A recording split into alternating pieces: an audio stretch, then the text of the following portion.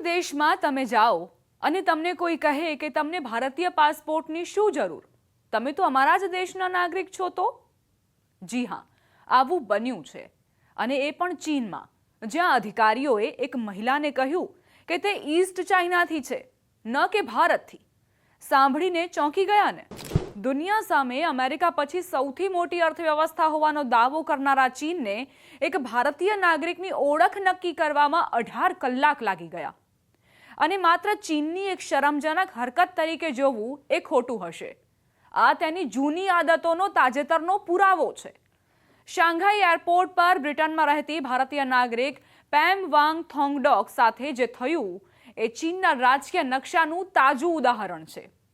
મહિલાને માત્ર એટલા માટે રોકી લેવામાં આવી કારણ કે તેમના ભારતીય પાસપોર્ટમાં જન્મસ્થળ તરીકે અરુણાચલ પ્રદેશ લખેલું હતું. અને ચીને પોતાનો જૂનો રાગ આલાપ્યો, અરુણાચલ તો ચીનનો ભાગ છે, તમારો પાસપોર્ટ માન્ય નથી. અને 18 કલાક અટકાયતમાં રાખીને તેમને પરેશાન કર્યા. અરે ભાઈ, પાસપોર્ટ તો ભારત સરકાર જારી કરે છે, ચીન નહીં.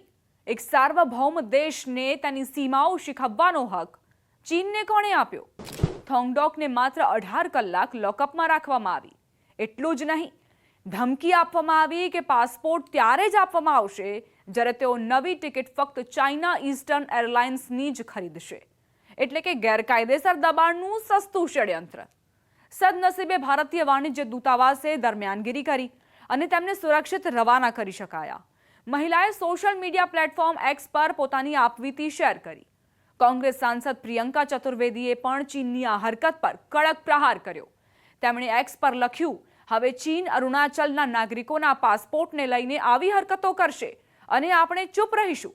આ ભારત અને ભારતીય નાગરિકોનું અપમાન છે, કાર્યવાહી થવી જોઈએ. ચીન દાયકાઓથી આ જ રમત રમતું આવ્યું છે. ક્યારેક અરુણાચલ પર પાયા વગરના દાવા, ક્યારેક સ્ટેપલ્ડ વિઝા, ક્યારેક વિરોધ પ્રદર્શન. પણ હવે મામલો વધુ ગંભીર છે, કારણ કે આ સીધો ભારતીય નાગરિકની સાર્વભૌમ ઓળખ પર હુમલો છે. જણાવી દઈએ કે સ્ટેપલ વિઝા એટલે એવા વિઝા જે પાસપોર્ટ પર સીધી મોહર લગાવવાના બદલે અલગ અલગ કાગળના ટુકડા પર જારી કરવામાં આવે છે અને પછી તેને પાસપોર્ટ સાથે સ્ટેપલ કરી દેવાય છે. ચીન ભારતના અરુણાચલ પ્રદેશ અને જમ્મુ કાશ્મીરના નાગરિકો સાથે સ્ટેપલ વિઝાના નાટક કરે છે, જેને લઈને સતત વિવાદ ચાલતો રહે છે. કારણ કે અરુણાચલ પ્રદેશ અને જમ્મુ કાશ્મીર ભારતના અભિન્ન અંગ છે. અંતમાં એ જ કહેવું છે કે ચીન સમજી લે કે અરુણાચલ પ્રદેશ ભારતનું હતું, ભારતનું છે અને ભારતનું જ રહેશે. કોઈ એરપોર્ટના કાઉન્ટર પાછળ બેઠેલો અધિકારી ભારતની સીમાઓ નક્કી નહીં કરી શકે. આ ઘટનાએ ફરી એકવાર ચીનની વિચારધારાને ખુલ્લી પાડી દીધી છે. નકશા બદલીને દુનિયા નથી બદલાતી, પણ દુનિયા જોઈ લે છે કે ચીન 21મી સદીમાં પણ 19મી સદીની રાજનીતિ રમી રહ્યું છે. She went on to say, Arunachal, not India, China. Your visa not acceptable. Your basically passport is invalid. Basically, didn't give me a straight answer. I said, where is the law?